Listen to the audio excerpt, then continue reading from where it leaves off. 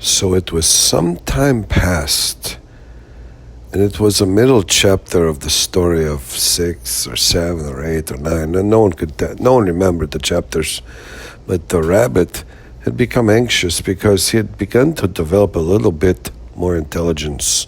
I don't think he didn't get no more intelligence, but he by replication or practice, his understanding became fuller, and he started to notice certain nuances and certain algorithms. And the rabbit began to notice certain algorithms, because what the rabbit took after he collided heads with the man in some way that no one could explain, he became intelligent enough to talk. He received the blessing of speech.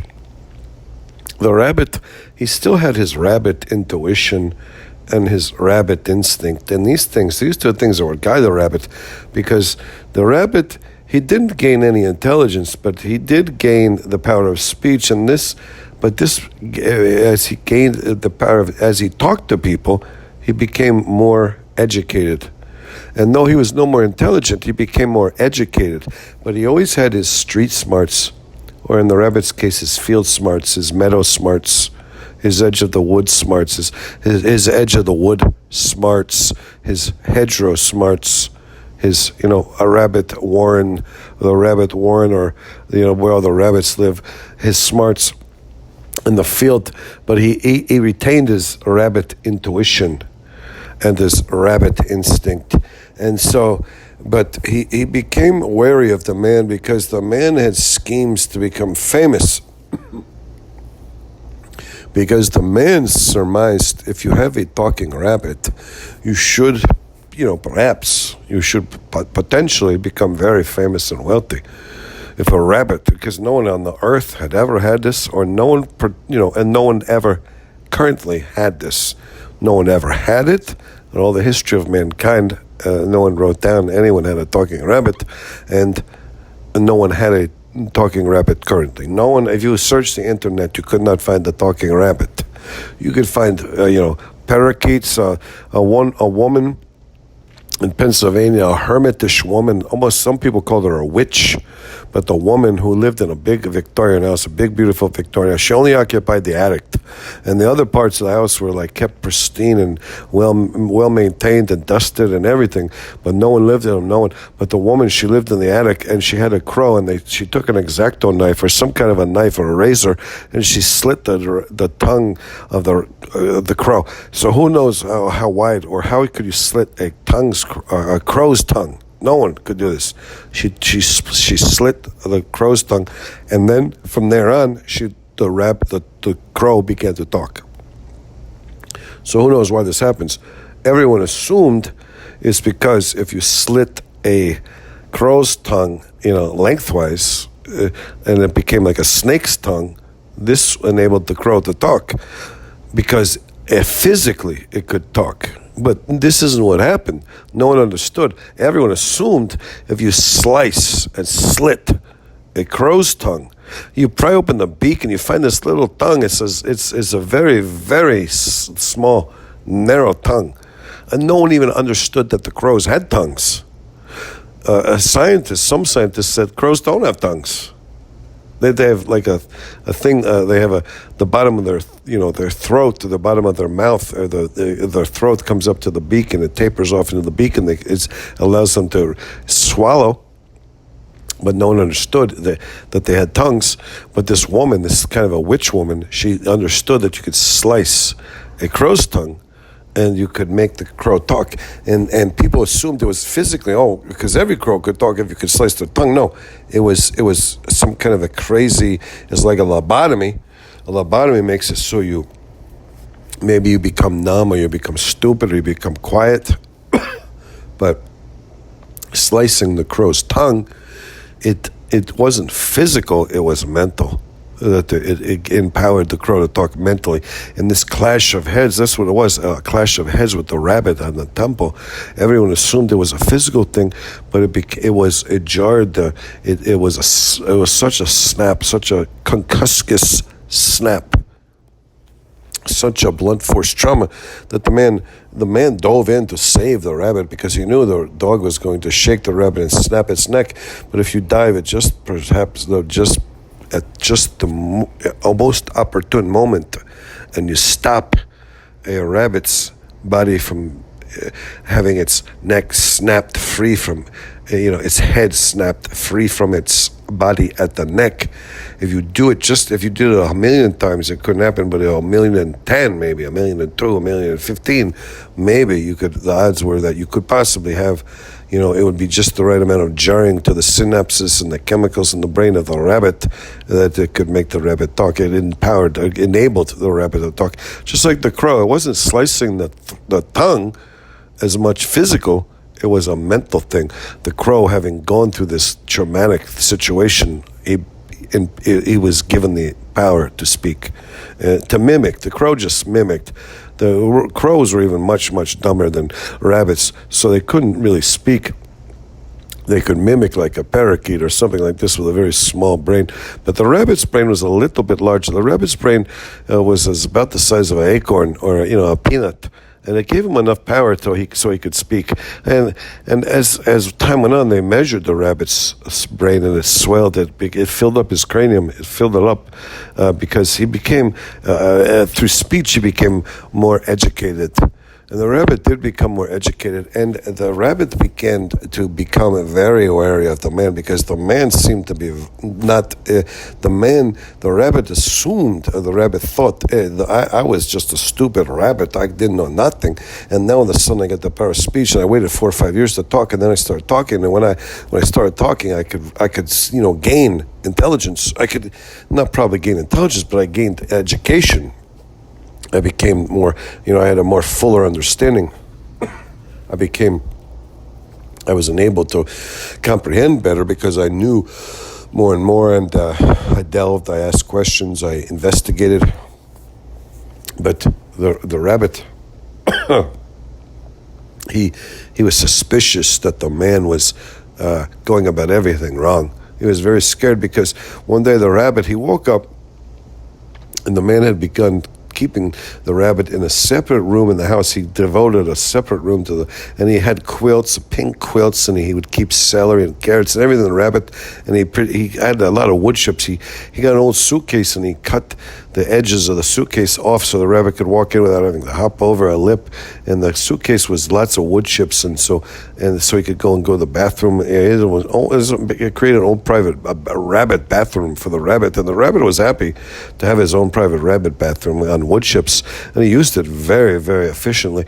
But the rabbit, the rabbit would study. The man put an aquarium in there of fish, and the rabbit loved looking at the fish, and the cat. The man didn't have a cat, but the dog was always very happy, and the dog and the rabbit became very good friends, and the rabbit eventually began to command the dog. But the neighbor had a cat, and the cat would come over with the man, and the man would play with the cat and pet the cat, and the man loved the cat, but the cat knew, don't attack the rabbit. The cat, he looked at the rabbit and said, I will kill this rabbit. But he quickly understood the rabbit was superior, and the rabbit looked at him with disdain. But even they became friends, but they kept a distance. They didn't become friends, but they became acquaintances. But the rabbit and the cat, they never had no beefs because the rabbit understood this rabbit was special. The cat would go out and kill 15 rabbits, baby rabbits in the spring. He loved to kill them, eat the rabbits. He loved to kill the baby rabbits and eat the rabbits. But he wouldn't kill this rabbit. He wouldn't even mess with this rabbit because he knew this rabbit was superior. This rabbit had something going on. But the man, he couldn't come up with no good schemes. Everybody was wondering, what would the scheme be? What could the scheme be? And the rabbit was questioning them, and he said the one night they were watching Jeopardy, and neither one were answering any questions. The man would stumble and begin to talk, but the man would be quiet. He couldn't do it.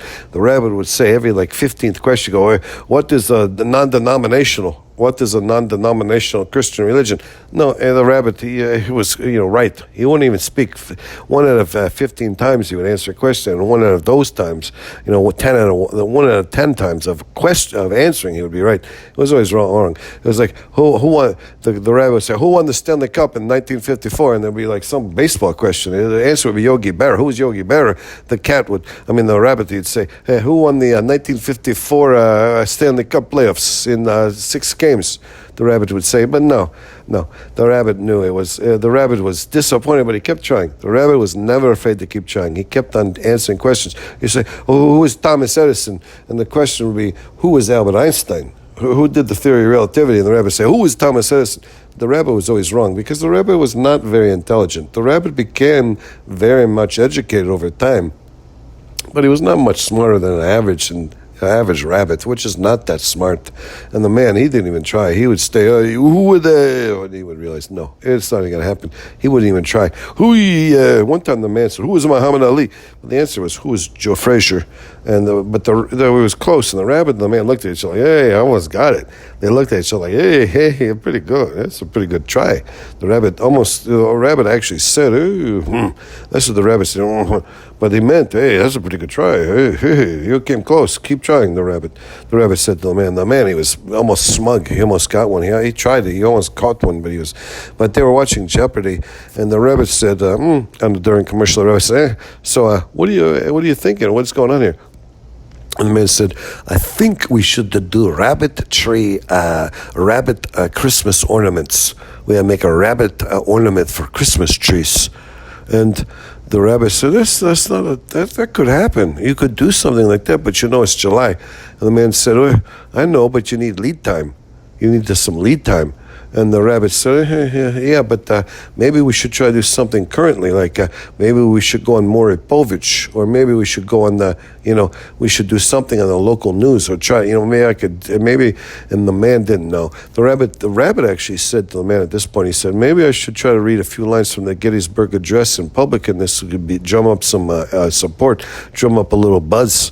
And the man was just thinking about Christmas tree ornaments, and the man had in his head that you could do some Christmas tree ornaments. But the rabbit said, yeah, but first you would have to become famous for talking, then the Christmas tree ornaments would sell, because I'm not understanding. The rabbit looked at them and he said, hey, but if you do Christmas tree ornaments, a rabbit, it's just the same thing you buy at Walmart, or who knows, Duck Dynasty, anybody's putting something out at Christmas time, you could hang anything on a Christmas tree. You could have Abbott and Costello ornaments, you could make an Abbott and Costello Christmas tree ornament, or a Rudolph the red-nosed reindeer.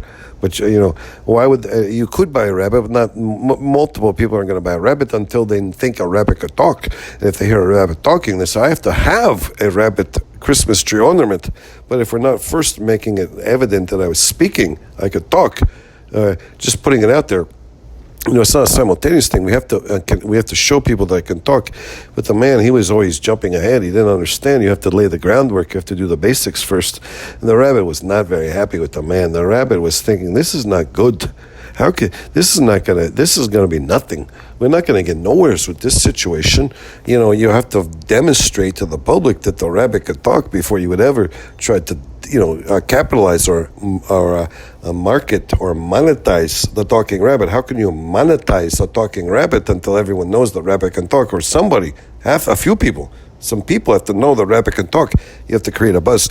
And the rabbit said to the man, perhaps I should go down to the, if you want to, we could make a few cutouts. We could at the house here, we could cottage industry.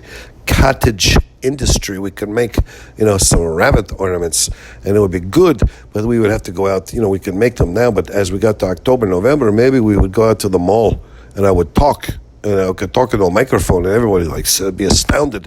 Maybe CNN would come, or Fox News, or somebody would come on the local news channels. They'd come and hear me talk, and the man couldn't understand how you build or the steps or the process for business. So, but the rabbit was very suspicious of the man. The rabbit was very suspicious that the man didn't know what he was doing. And just then the rabbit, he gazed out the window and he saw some red raspberries, and the rabbit thought, I would love to get a few low-hanging red raspberries and maybe get a little plantain or a few dandelion leaves. And he wanted so badly to go outside and eat a few raspberries. But the man, he went to the kitchen, and he came back. He went to the utility room. He came back, and it didn't really have a kitchen. They had a utility room. But the man was pretty happy with his utility room kitchen. It was a laundry room. They didn't have a sink or anything, or a stove or anything, or a dishwasher. They didn't have no running water except for to the washing machine. They had a washer, dryer, and a toaster oven, and a microwave, and a water cooler in the utility room. And the man, he came back out with a banana, and the rabbit was very disgruntled. He said, I don't really like bananas. He said, I like a carrot or some lettuce or a cucumber, a radish. This would be beautiful, a radish, or some plantains or some wild greens, but a banana? And the man said, eat your banana and shut up. I'm over here. I'm trying to figure something out here.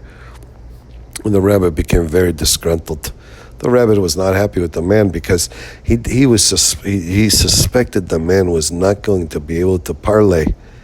The rabbit became very suspicious that the man could not parlay, all their fortune, all their good luck into anything tangible. That was the problem. The rabbit was very suspicious that the man could not parlay their good fortune into anything tangible.